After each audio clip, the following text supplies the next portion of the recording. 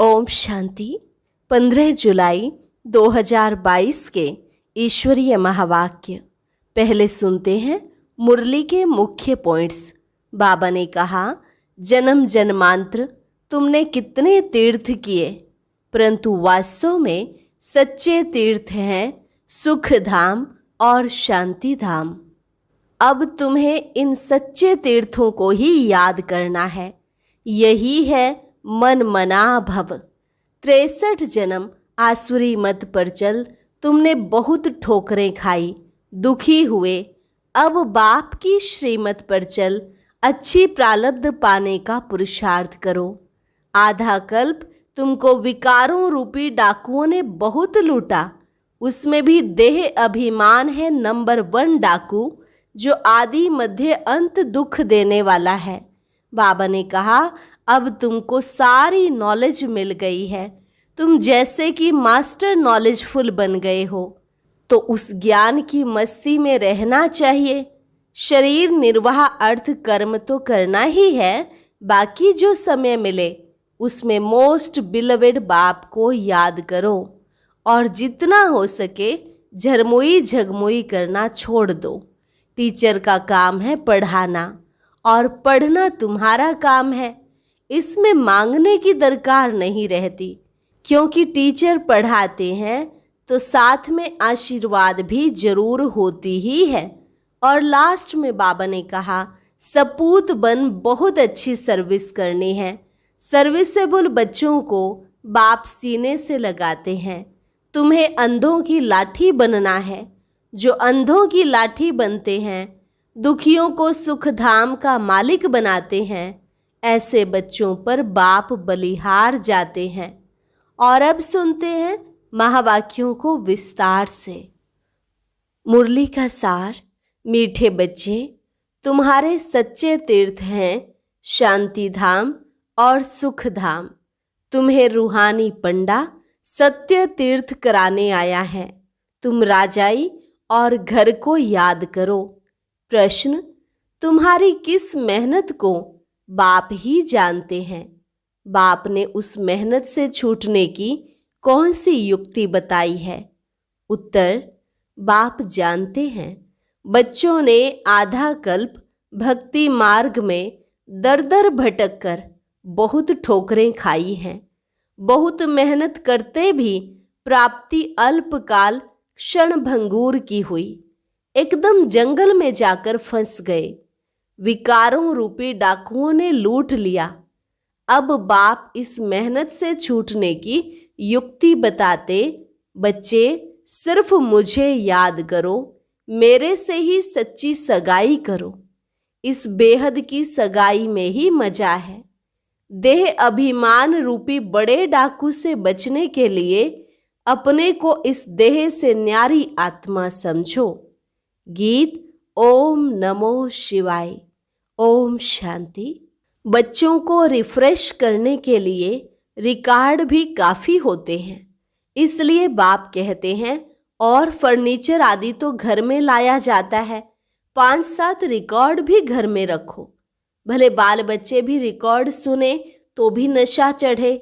महिमा तो सारी एक बाप की है ना, परंतु इस समय कोई उनको जानते नहीं हैं। और तो मनुष्यों की ढेर महिमा करते हैं। फॉरेन के कोई आदमी आते हैं तो उनके दर्शन करने के लिए जाते हैं। बाप को सिर्फ बच्चे ही जानते हैं। एक ही बाप है जो पतित दुनिया से पावन दुनिया में ले जाते हैं। पतित दुनिया है विषय सागर, पावन दुनिया है क्षीर सागर। तो मीठे मीठे बच्चे, तुम यह भी निश्चय करते हो कि हमको अब श्रीमत मिली है, रूहानी पंडा मिला है। जिस्मानी पंडे हैं जिस्मानी यात्रा कराने के लिए। मनुष्य कितने यज्ञ तप तीर्थ आदि करते आए हैं, परंतु फायदा तो कुछ नहीं। तुम बच्चों की बुद्धि में यह ज्ञान रहना चाहिए जिससे खुशी रहे। जन्म जन्मांतर कितने तीर्थ किए हैं, परंतु सच्चा तीर्थ एक ही है, अथवा 2 कहो, और कराने वाला है बाप। वह समझते हैं यज्ञ तप तीर्थ करने से भगवान मिलेगा। अच्छा, वह कहाँ ले जाएंगे? जरूर अपने घर ही ले जाएंगे। वास्तव में सच्चा सच्चा तीर्थ है सुख धाम और शांति धाम। तुम बच्चों की बुद्धि में है कि हमें सच्चे सच्चे तीर्थों को ही याद करना है। यही मनमना भव है। बच्चे जानते हैं हम अभी तीर्थों पर जा रहे हैं। बाप कहते हैं अपने घर को और राजाई को याद करो। स्वर्ग का रचयिता एक बाप ही है। उसको हेवनली गॉड फादर कहा जाता है। इसलिए पूछा जाता है हेवनली गॉड फादर से आपका क्या संबंध है? अगर सिर्फ तुम पूछेंगे कि गॉड फादर को तुम पहचानते हो तो झट कह देंगे हाँ, वह सर्वव्यापी है। तो यह समझाने की युक्ति रची जाती है कि बच्चों को सहज हो। तकलीफ तो बहुत देखी है ना। आधा कल्प 63 जन्म तुम आसुरी मत पर चले हो। पुरुषार्थ तो किया जाता है अच्छी प्रारब्ध पाने के लिए, परंतु तुम जानते हो अभी हमारी चढ़ती कला हुई नहीं है और ही गिरते आए हैं। कितना माथा मारते रहते हैं। भक्ति मार्ग में कितनी मेहनत की, दर दर भटकते हो। बाप जानते हैं बच्चों ने बहुत मेहनत की है, बहुत तकलीफ उठाई है। 63 जन्म बहुत धक्के खाए हैं। जैसे सन्यासी लोग कहते हैं इस दुनिया में कागविष्टा समान सुख है, वैसे तुमने जो इतनी मेहनत की थोड़ा सा अल्पकाल का सुख मिला, क्योंकि साक्षात्कार हुआ, थोड़ा सा सुख हुआ। अब तो बाप कहते हैं बच्चे तुमने बहुत ठोकरें खाई है। एकदम जंगल में जाकर फंसे थे। जंगलों में डाकू रहते हैं। इस जंगल में भी कई तुमको लूटने वाले डाकू मिलते हैं। सबसे पहले पहले आता है देह अभिमान। इसके साथी कितने बड़े डाकू हैं। यह है आदि मध्य अंत दुख देने वाले नंबर 1 डाकू। यह किसको भी पता नहीं है। तुम कहते हो यह बड़े से बड़े डाकू हैं। मनुष्य कहते यह डाकापना जरूर चाहिए। बाप कहते हैं इन डाकुओं ने क्या तुम्हारी हालत कर दी है। एक दो को काम कटारी से मारते हैं, कितना खर्चा करते हैं। धक्का खाते खाते अब क्या हाल हो गया है। अब यह तो बेहद की बातें हैं। हाँ, आज बच्चा जन्मा खुशी हुई, कल मर जाता तो रोने लग पड़ते। दुनिया की हालत देखो अब क्या है। अब तुम जानते हो बाबा आया हुआ है, वही सतगुरु है। वो गुरु लोग तो अनेक प्रकार के हैं, रास्ता बताते हैं। जप तप दान पुण्य आदि करने से भगवान मिलेगा, परंतु उसमें कितना खर्चा लगता है। यहाँ कोई खर्चा नहीं, सिर्फ कहते हैं बाप को याद करो, यह सच्ची सगाई है। कन्या की सगाई होती है ना, उनको क्या पता किससे सगाई होगी। यह भी कहते हैं कि भगवान साजन आएगा जरूर, परंतु जानते नहीं हैं। वह है हद की बात। इस बेहद की सगाई में कितना मजा है। बाप कहते हैं मैं तुमको श्रीमत देता हूँ तो उस पर सबको चलना पड़े। तुम जानते हो कल्प कल्प श्रीमत मिलने से ही भारत श्रेष्ठ बनता है। भारत को ही पैराडाइज कहते हैं। सेंसिबल जो हैं वह समझेंगे बरोबर पैराडाइज भारत ही था। भारत में ही गॉड गॉडेस का राज्य था। तुम उन्हें समझा सकते हो कि भारत जब हेवन था उस समय तुम थे नहीं, कोई भी नेशनलिटी नहीं थी। गॉड गॉडेस का राज्य समझते हैं। कृष्ण को ही कभी लॉर्ड कभी गॉड कह देते हैं। श्री कृष्ण का ही मान है। लॉर्ड क्यों कहते हैं? क्योंकि उनको भगवान समझते हैं। गीता के भगवान ने सबको सद्गति दी है, नाम कृष्ण का डाल दिया है, इसलिए कृष्ण का बहुत मान है। कहते हैं कृष्ण सांवरा, कृष्ण गोरा, श्याम सुंदर, कैसे कैसे काले चित्र बनाते हैं। काली माता बनाई है कलकत्ते की। आसपास जहां तहां काली के ही मंदिर होंगे। जगदम्बा के चित्र भी किस्म किस्म के बनाते हैं। अभी तुम्हारी बुद्धि खुल गई है, यह कौन बैठकर समझाते हैं? सत्य गुरु, सत्य बाबा, सत्य शिक्षक। उनका नाम है सत्य, सच बोलने वाला, सच जानने वाला। ग्रंथ सुखमणि में उनकी बहुत महिमा है। वह आकर सचखंड की स्थापना करते हैं और मनुष्यों को ऐसा सच्चा बनाते हैं। तुम सबको सच बताते हो। सिख लोगों को भी समझाना तो बहुत सहज है। वे अकाल तख्त को भी मानते हैं। सत्य श्री अकाल का तख्त है यह है। विचारों को कुछ भी पता नहीं कि सत्य श्री अकाल किस तख्त पर बैठते हैं। आत्मा शरीर रूपी तख्त पर बैठती है। कितना बड़ा तख्त है। बाप आकर इस तख्त पर बैठते हैं। यह है अकाल तख्त। ज्ञान सागर बाप इसमें बैठ हमको मुक्ति, जीवन मुक्ति की राह दिखा रहे हैं। ब्रह्मांड सृष्टि के आदि मध्य अंत की सब बातें समझाते हैं। जिस बात को कोई नहीं जानते हैं, सब अपनी अपनी बड़ाई में मस्त हैं। तुम्हारी मस्ती देखो कैसी है। तुम जैसे मास्टर नॉलेजफुल बन गए हो। अब तुमको सारी नॉलेज मिली है। जानते हो, टीचर पढ़ाते हैं तो साथ में आशीर्वाद भी होती है। मांगने की दरकार नहीं रहती। टीचर का काम है पढ़ाना, पढ़ना तुम्हारा काम है। तुम्हारी बुद्धि में यह नॉलेज ही फुल होनी चाहिए। नाटक में सभी एक्टर्स बुद्धि में रहते हैं ना। इस बेहद के नाटक के भी मुख्य एक्टर्स देखो। बाप भी कैसे आते हैं, कैसे नॉलेज सुनाते हैं, कितने विघ्न पड़ते हैं, अबलाओं पर अत्याचार होते हैं। कोई पति अपनी स्त्री के लिए धन छोड़कर जाते हैं, परंतु बच्चा नालायक निकल पड़ता है, जो माँ को भी दुखी करता है। बाबा तो अनुभवी है। बाबा ने रथ भी अनुभवी लिया है। गावड़े का छोरा कहते हैं। कृष्ण तो विश्व का मालिक था, उनको थोड़े ही गावड़े का छोरा कहेंगे।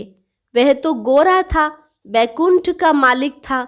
जब सांवरा बनता है तब गांव में रहता है, तो कृष्ण ही अंतिम जन्म में गांव का छोरा कैसे बना है, यह तुम जानते हो। बाबा खुद भी वंडर खाते हैं कि हम क्या थे। अभी बाबा को मालूम पड़ा है श्रीमत द्वारा। तुमको भी मालूम पड़ा है। वंडर है ना, कितना बड़ा मालिक और फिर कितना नीचे आ जाते हैं। काम चिता पर चढ़ने के बाद फिर गिरते आए हैं। अभी तुम समझते हो कि कृष्ण को गावड़े का छोरा क्यों कहते हैं। खुद बाबा बतलाते हैं पहले क्या थे, अब क्या बने हैं। तत्तवम। तुम भी अब तुम समझते हो कहाँ की बात कहाँ ले गए हैं। श्याम सुंदर का अर्थ भी अब समझा है। हम भी ऐसे थे। हमने भी 84 जन्मों का चक्र लगाया है। अब नाटक पूरा होता है। अब जाते हैं अपने घर। बड़ी सहज बात है। बाप कहते हैं मामेकम याद करते रहो और वर्षे को याद करो। सबको रास्ता बताओ। ज्ञान अंजन सतगुरु दिया, अज्ञान अंधेर विनाश। गायन भी कितना अच्छा है। अंधेरे के बाद फिर सोजरा होता है। ब्रह्मा का दिन और ब्रह्मा की रात। तुम्हारी बुद्धि में अब सारा राज आ गया है। जानते हो अभी हम संगम युग पर बैठे हैं। सब अभी गए कि गए अपने घर।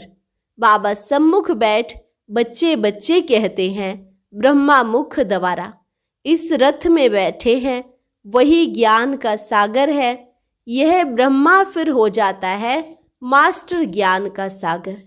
ज्ञान सागर पतित पावन इस तन में है।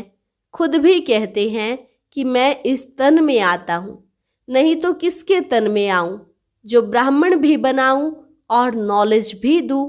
क्या बैल में आऊंगा? आजकल बैल के मस्तक पर भी शिवलिंग बनाते हैं, तो ब्राह्मण भी जरूर चाहिए।